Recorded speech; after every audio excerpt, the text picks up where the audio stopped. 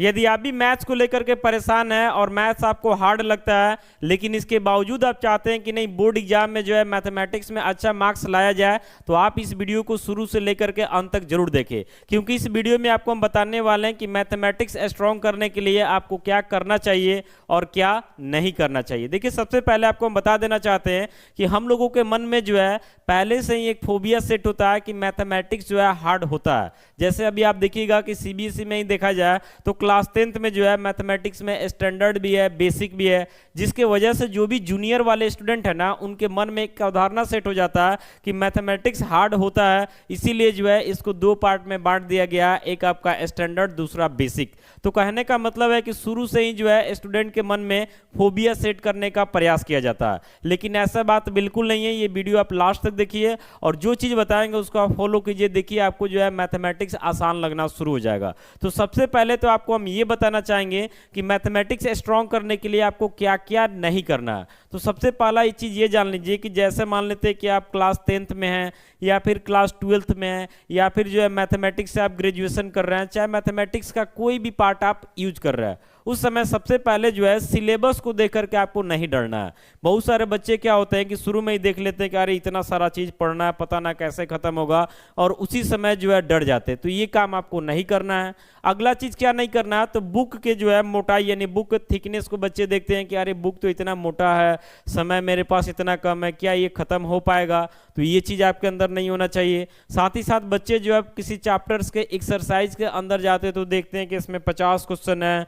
100 question है, इतना सारा क्वेश्चन है, एक क्वेश्चन का लेंथ इतना बड़ा जा रहा है, पता ना क्वेश्चन सब खत्म कैसे होगा, याद कैसे रहेगा। ये सब भी आपको नहीं सोचना है। साथ ही साथ जब बच्चे पढ़ाई करने बैठते हैं तो 1 घंटा पढ़ लिए मैथमेटिक्स से, सोचते हैं चलो 1 घंटा तो हो गया, हटाओ अब कोई दूसरा सब्जेक्ट पढ़ते हैं। तो ये भी काम नहीं करना। यानी कुल मिलाकर के अगर आपको मैथ सुधारना है तो सिलेबस को लेकर के टेंशन नहीं लेना है, बुक के थिकनेस को लेकर के टेंशन नहीं लेना है, किसी चैप्टर्स के अंतर्गत कितना क्वेश्चंस आता है इसको लेकर के टेंशन नहीं लेना है, टाइम देख करके नहीं पढ़ना। मतलब ये सब चीज जो है पहले ही आपको हटा देना है। अब उसके बाद करना क्या, तो ये समझिए। जैसे मान लेते हैं कि आप किसी भी क्लास में हैं, मान लेते हैं आप 10th में है, 12th में है, ग्रेजुएशन में है, या मैथमेटिक्स का कहीं पे भी आप यूज कर रहे हैं, तो वहां पे जो आपको मैथमेटिक्स का सिलेबस दिया जाएगा, तो सबसे पहले आप पूरे सिलेबस को सही से एनालिसिस कीजिए कि हमारा सिलेबस क्या है, और इस सिलेबस को जो है हम कैसे जो है एक प्लान के तहत जो है स्टडी करें ताकि प्रॉपर समय में जो है सिलेबस पूरा हो जाए। तो पहले ये सब जो है आपको खुद से ही सोचना है बिना किसी से पूछे, और उसके बाद किसका क्या मार्क्स होगा ये सब कुछ देखना है, समझ रहे ना। उसके बाद प्रॉपर तरीका से जो है एक तरफ से जो है आप अपने सिलेबस को शुरुआत कीजिए और एक एक चीज पे जो है कमांड करने का प्रयास कीजिए। मतलब समझिए कि कोई भी चैप्टर अगर आप पढ़ते हैं तो उस चैप्टर में जितना भी टॉपिक्स है सारे टॉपिक्स को जो है प्रॉपर वे में समझना है। अगर कहीं से भी कोई डाउट होता है तो आज के दौर में आप जहां भी पढ़ाई करते हैं वहां से क्लियर कीजिए। वहां से क्लियर नहीं होता तो आप अब तो ऑनलाइन में भी बहुत सारा वीडियो जो अवेलेबल रहा है, आप वहां से भी क्लियर कर सकते हैं। आप मेरे चैनल के थ्रू भी जो है बहुत सारे मैथमेटिक्स के कंसेप्ट को जान सकते हैं। डाउट भी होगा तो कमेंट में बता सकते हैं। मतलब कुल मिलाकर के जो भी टॉपिक है उस टॉपिक पे प्रॉपर जो है आपका एक प्लान होना चाहिए।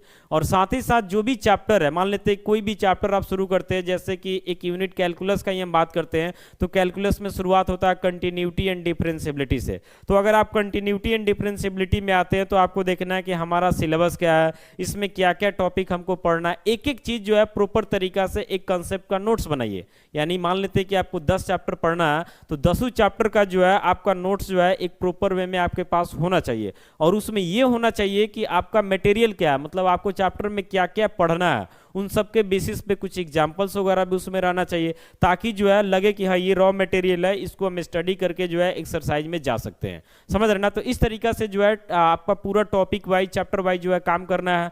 उसके बाद जो है प्रैक्टिस पे जाना है। अगर मान लेते आप एनसीईआरटी पढ़ते हैं तो एनसीईआरटी का एक्सरसाइज, एग्जाम्पल, साथ ही साथ जो भी साइड बुक वगैरह है उसको प्रॉपर तरीका से बनाइए। आप जिस भी एग्जाम का प्रिपरेशन कर रहे हैं उसके क्वेश्चन बैंक को लीजिए, उसके क्वेश्चन बैंक को प्रॉपर तरीका से बनाइए। मान लेते कोई चैप्टर आप कंप्लीट कर लिए मैथमेटिक्स में, suppose that inverse trigonometric function आप पूरा कर लिए, तो उसके बाद क्या कीजिए कि क्वेश्चन बैंक को उठाइए अपने एग्जाम का और देखिए कि ये चैप्टर का क्वेश्चन जो है हमसे बन रहा है या नहीं। अगर आपसे क्वेश्चन बन रहा है मतलब आप स्टडी अच्छा किए हुए। अगर आपसे क्वेश्चन नहीं बन रहा तो फिर आपको सोचना चाहिए कि हमारे अंदर कहीं ना कहीं कमी है, अपने स्टडी को सुधारना जरूरी है, तो उसको इंप्रूव कीजिए। और कोई भी चीज़ मैथमेटिक्स में रट करके नहीं करना। अगर कोई भी टॉपिक आपको समझ में नहीं आता ना तो उसको छोड़ना नहीं है, छोड़ के भागना नहीं है। मतलब जब तक उसका टॉपिक जो है बढ़िया से आपको डीपली समझ में नहीं आता तब तक उससे पीछे नहीं हटना। दूसरा गलती आप लोग क्या करते हैं कि जब पढ़ने बैठते हैं ना तो उस समय जो है आप लोग टाइम दे करके पढ़ते हैं। जैसे बीच में मोबाइल ले लिए, रील्स देखना शुरू कर दिए, पता चला कि रील्स में ही जो है आपका मैक्सिमम टाइम निकल गया। तो मैथमेटिक्स को जो है एक फुल कंसंट्रेशन का जरूरत होता है, और साथ ही साथ बिना टाइम देखे हुए। तो अगर आप टाइम दे करके पढ़ते हैं कि चलो 1-1.5 घंटा मैथमेटिक्स पढ़ लिए, अब टाइम हो गया हटाओ, तो ऐसा बात नहीं है। अगर आप किसी क्वेश्चन में फंसते हैं ना तो एक ही क्वेश्चन में आपका 1-1.5 घंटा निकल जाएगा, पता भी नहीं चलेगा। अगला गलती आप लोग क्या करते हैं कि क्वेश्चन जब फंसता है ना तो आप खुद से उस पर नहीं सोचते हैं, आप लोग तुरंत क्या करते हैं कि उसके सॉल्यूशन को निकाल लेते हैं, उस पर कुछ वीडियो वगैरह देख लेते हैं। तो इससे आपका कॉन्फिडेंस लेवल बढ़ता नहीं है, घट जाता है। पहले आप खुद से कोशिश कीजिए, जब आप उस चैप्टर के कंसेप्ट को पढ़े हैं तो पहले खुद से पूरा कोशिश कीजिए कि क्वेश्चन आपसे बन जाए। क्वेश्चन मान लेते हैं कि 5 मिनट में बनने वाला क्वेश्चन हो सकता है कि आपसे 2-3 घंटा में बने, लेकिन उस बीच में जो आपका सोचने का कैपेसिटी बढ़ेगा ना, ये जो है बाकी क्वेश्चन भी सॉल्व करने में काम आएगा। इसलिए किसी भी क्वेश्चन को अगर आप बना रहे हैं, घर पे खुद से प्रैक्टिस कर रहे हैं, तो पूरा कोशिश कीजिए कि क्वेश्चन खुद से बन जाए। अगर नहीं बनता तो फिर लास्ट ऑप्शन रखिए कहीं पे देखने का। शुरुआती में अगर आप देखते हैं तो ये गलत है। साथ ही साथ आप लोग पढ़ने बैठते हैं तो देख लेते हैं कि अरे इस चैप्टर में तो इतना सारा क्वेश्चन है, पता ना खत्म कैसे होगा। तो ऐसा भी नहीं करना है, प्रैक्टिस लगातार करते रहना, वो चीज ऑलरेडी ऑटोमेटिक खत्म हो जाता है। तो ये छोटे छोटे निगेटिविटी को जो है आपको मन से हटा लेना है। ये चीज भी मन से हटा लेना है कि मैथमेटिक्स हार्ड होता है। अगर ये थॉट पाल करके चलिएगा तो जाहिर सी बात है कि आपका मैथमेटिक्स बेकार हो जाएगा। दूसरा, मैथमेटिक्स में कंसंट्रेशन और कंटिन्यूटी बहुत ज्यादा जरूरी है। अगर आप बैठ करके मैथमेटिक्स पढ़ाई कर रहे हैं तो दिमाग एकदम शांत रहना चाहिए। इधर उधर के चीजों में जो है आपको अपने आप को व्यस्त नहीं रखना है। जैसे मान लेते पढ़ने बैठ गए तो कहाँ क्या चल रहा नहीं चल रहा, मोबाइल में क्या मैसेज आया, अगर ये सब पे ध्यान होगा तो फिर आपका कंसंट्रेशन नहीं बनेगा। कंसंट्रेशन तो बनाना ही है, साथ में कंटिन्यूटी भी रखना जरूरी है। ये नहीं कि पता चले कि 1-2 दिन खूब बढ़िया से पढ़ लिए, 2-4 दिन छोड़िए दिए। अगर इस तरीके से भी करते हैं तो मैथमेटिक्स में सुधार नहीं होगा। यानी कंसंट्रेशन और कंटिन्यूटी के साथ जो है कोई कंप्रोमाइज नहीं होना चाहिए। दूसरा चीज, बच्चों का कंप्लेन ये होता है कि हम जो है मैथमेटिक्स पढ़ते हैं लेकिन भूल जाते हैं, और विशेष करके जब एग्जाम में बैठते हैं तो और ज्यादा भूल जाते हैं। तो इसके पीछे का वजह यही है, कॉन्फिडेंस लो होना। जैसे आप लोग सोचते हैं कि हम किसी टॉपिक को जो है एक बार पढ़ें और एक बार पढ़ने के बाद जो वो टॉपिक हमारे लिए जो है हमेशा के लिए याद हो जाए, तो ऐसा बात बिल्कुल नहीं होता। उतना तो टीचर्स का भी याद नहीं होता है। यानी सब कुछ जो है लगातार कहीं ना कहीं प्रैक्टिस करना होता है, उसके बाद ही याद रह पाता है। तो जब आप रिवीजन कर रहे हैं तो एक सर्कुलर ऑर्डर में जो है अपने रिवीजन को बनाए रखिए। यानी मैथमेटिक्स पढ़ने के लिए जो है 2 पार्ट में उसको बांटिए। पहले पार्ट में क्या कीजिए कि जो भी करंट में चैप्टर आपका चल रहा उससे रिलेटेड प्रैक्टिस कीजिए। दूसरे पार्ट में क्या कीजिए कि जो चैप्टर आपका पहले हो चुका है उस चैप्टर का जो है लगातार रिवीजन करते रहना। जितना चैप्टर्स हो गया सबका, अगर चैप्टर खत्म हो जा रहा फिर से रीस्टार्ट करके जो है उसका रिवीजन करना है। रिवीजन जब भी करना है तो उसके सॉल्यूशन को देख करके रिवीजन नहीं करना है, बस उस चैप्टर के कंसेप्ट का बढ़िया से स्टडी कर लीजिए और क्वेश्चन जो है खुद से बनाने का प्रयास कीजिए। अगर क्वेश्चन नहीं बनता है तो लास्ट में सॉल्यूशन को देखना है। बहुत सारे बच्चे क्या होते हैं कि बगल में सॉल्यूशन रखते हैं और देख देख करके जो उतारते रहते हैं और सोचते हैं कि उससे हमारा प्रैक्टिस हो जाएगा। तो ऐसा बात बिल्कुल नहीं है, समझ रहे ना।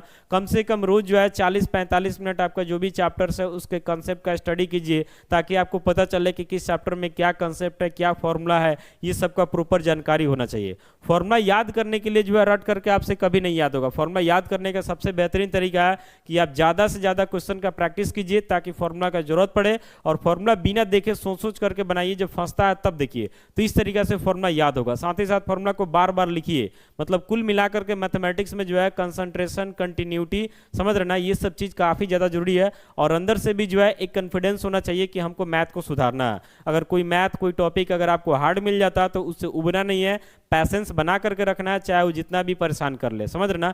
तो इस तरीके से अगर आप काम करते हैं तो आपका मैथमेटिक्स सुधरेगा और बोर्ड एग्जाम में आप जितना चाहते हैं कहीं ना कहीं उससे बेहतर मार्क्स आएगा। बाकी उम्मीद करते हैं वीडियो आपके लिए यूजफुल होगा। मिलते हैं ऐसे ही अगले वीडियो के साथ। Thank you.